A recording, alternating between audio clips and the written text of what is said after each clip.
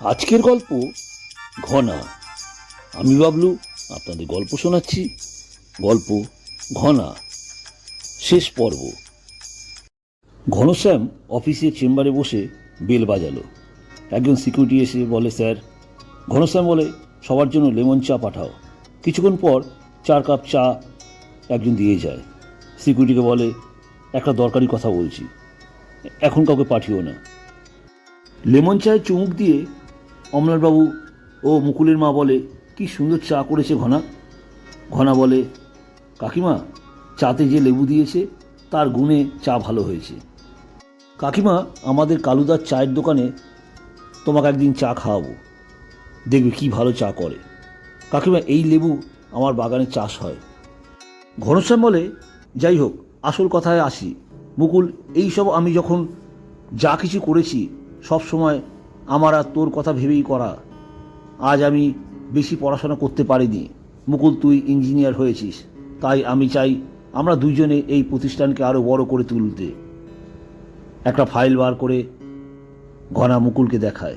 মুকুল হাতে দিয়ে বলে, কি আছে রে ঘনা? ফাইলে একটা দলিল। ঘনার এই সব সম্পত্তির মালিক ঘনশ্যাম ঘোষ ও মুকুল চক্রবর্তী, এই দুজনের সমান ভাগ ও সমান অধিকার আছে। মুকুল অমলানবাবুকে ফাইলটা দেখায়। অমলানবাবু চমকে ওঠে, এ কি পাগলামো করেছিস বাবা ঘনা? মুকুল হেসে বলে, দেখ ঘনা, তুই সারা জীবন অক্লান্ত পরিশ্রম করে আজ এই জায়গায় এসেছিস। তাছাড়া এই সম্পত্তি করার পেছনে মুকুল চক্রবর্তীর এতটুকু অবদান নেই, তাই এই সম্পত্তির ভাগ আমি নিতে পারবো না ঘনা। ঘনশ্যামের মধ্যে যেন একটা শক্তি হঠাৎ করে উদ্ভব হয়। জোর গলায় বলে, কেন, আমি বেঁচে থাকার পিছনে তোর কোনো অবদান নেই? সকাল থেকে একটা বাচ্চা ছেলে কিছু না খেয়ে স্কুলে যেত।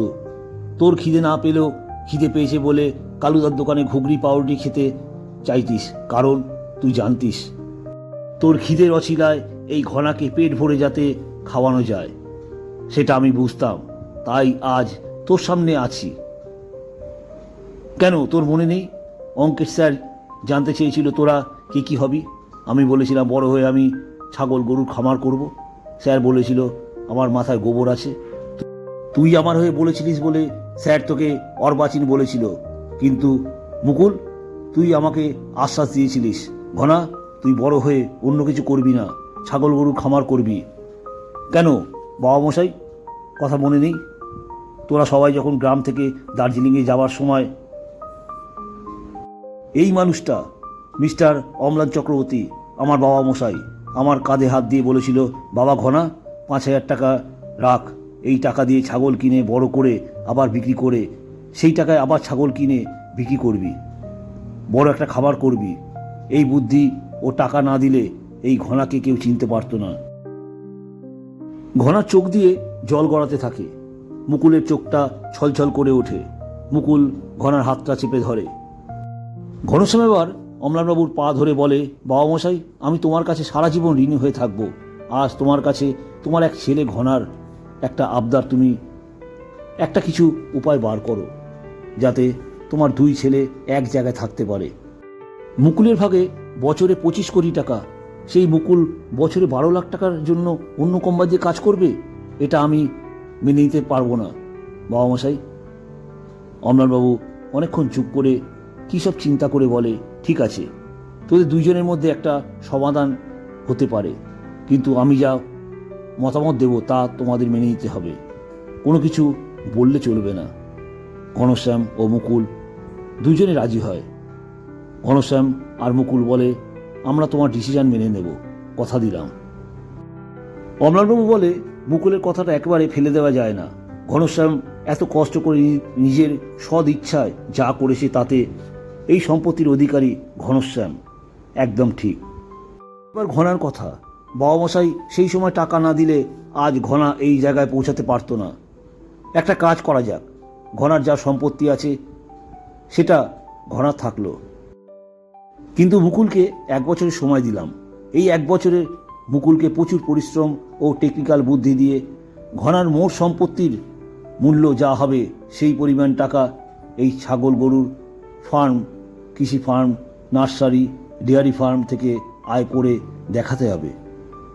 ঘনশ্যাম চিৎকার করে বলে, আমার বাবা মশাই গ্রেট। অমলানবাবুকে ঘনশ্যাম বলে, বাবা মশাই তোমার সত্যি কি বুদ্ধি, তোমার হাতটা আমার মাথায় এক রাখো। মুকুল রাজি হয়। ঘনশ্যাম বলে, আমি বাবা মশাইয়ের কথা রাজি হতে পারি একটা শর্তে, তা হলো বাবা মশাইকে বাড়িতে বসে থাকলে হবে না, প্রতিদিন এই অফিসে এসে এই চেয়ারে বসে ছেলেদের ব্যবসা আরও কীভাবে বড় করা যায় তার পরামর্শ দিতে হবে। দেখতে দেখতে প্রায় একটা মাস হতে চলল।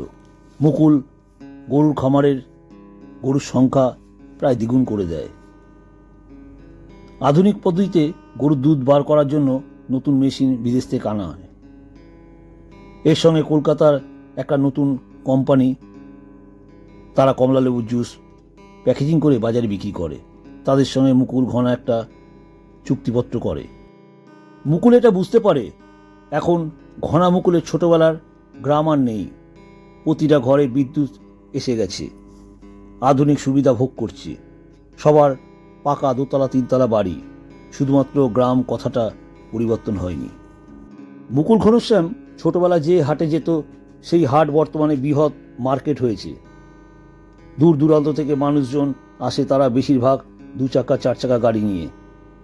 এই সকল মানুষজন একটা আশা নিয়ে এই বাজারে আসে, যে সকল জিনিসপত্র তারা নিচ্ছে তা সবটাই টাটকা তাজা ও ভেজাল ছাড়া। বেশিরভাগ মানুষজন বলে এই বাজারে মালের দাম সঠিক ও জিনিস খুব ভালো। মুকুল তাই বাজারের সামনে একটা ফাঁকা পড়ে থাকা 1 বিঘা জমি কিনে নেয়, সেখানে বড় দোতলা মল তৈরি করে। বড় একটা এলইডি ডিসপ্লে লাগায়, তাতে সারাদিন ছাগল গরুর খামারে কিভাবে কাজ হয়, গরুর দুধ বার করার পদ্ধতি, এখানকার কর্মীদের ফার্ম বাগান কিভাবে যত্ন করে, কমলালেবুর চাষ, কমলালেবুর গাছ থেকে পাড়ার পদ্ধতি, তাছাড়া নানা রকম ফল থেকে জুস বার করার পদ্ধতি, এই জুস বোতল ভর্তি করে বিক্রি করা, তাছাড়া গরুর দুধ থেকে ছানা, দই, পনির, লস্যি এখান থেকে বিক্রি করা হয় ও বসে খাওয়ার ব্যবস্থা করা হয়। তাছাড়া এখানে গম থেকে আটা, চাল, নানা রকম ডাল বিক্রি করার শুরু হয়।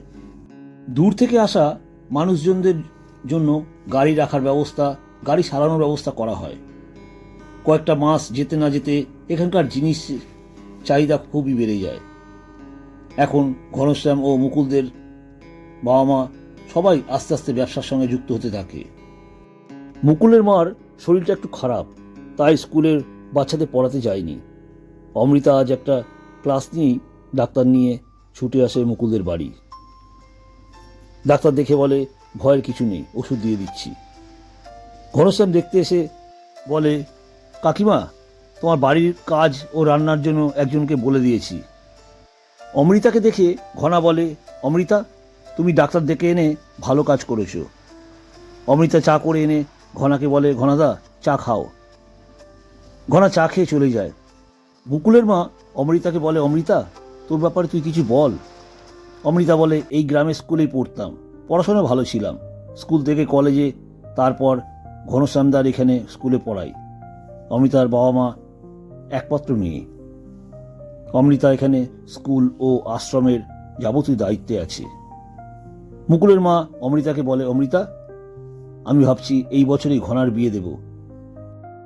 তোর কোনো চেনাশোনা ভালো মেয়ে থাকলে বলিস। অমৃতা যেন চুপ হয়ে যায়, মুখটা ফ্যাকাশে হয়ে যায়।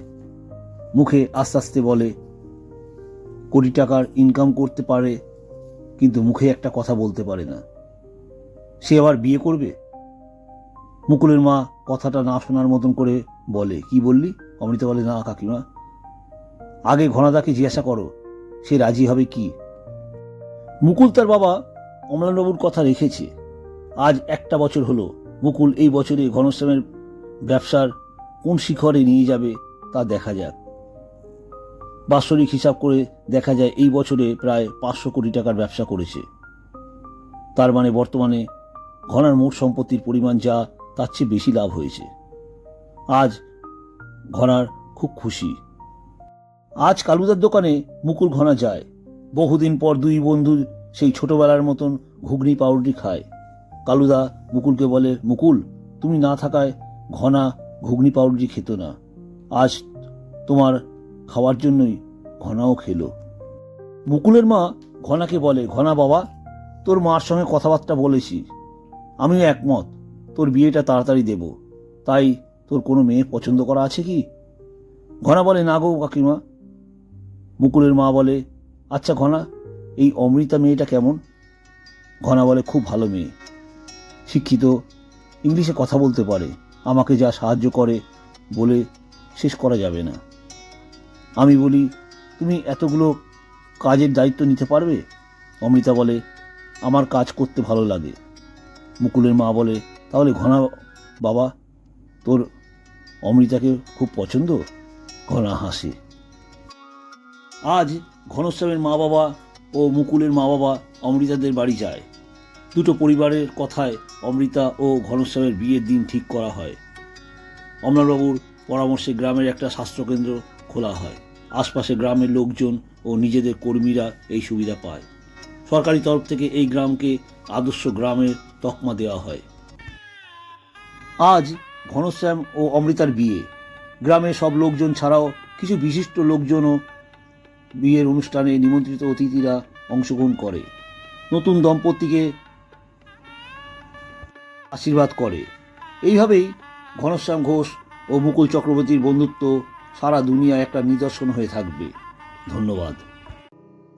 আজকের গল্প ঘনা এখানে সমাপ্ত।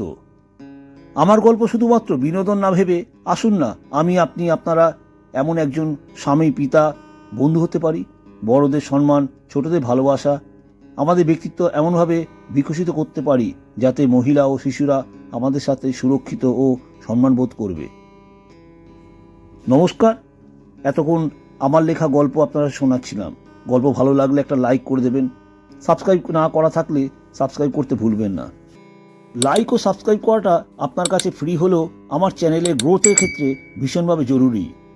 যখনই আমি ভিডিও আপলোড করব সবার আগে নোটিফিকেশন আপনার কাছে পৌঁছাবে। So I request you to please like this video and subscribe to my channel. Good night.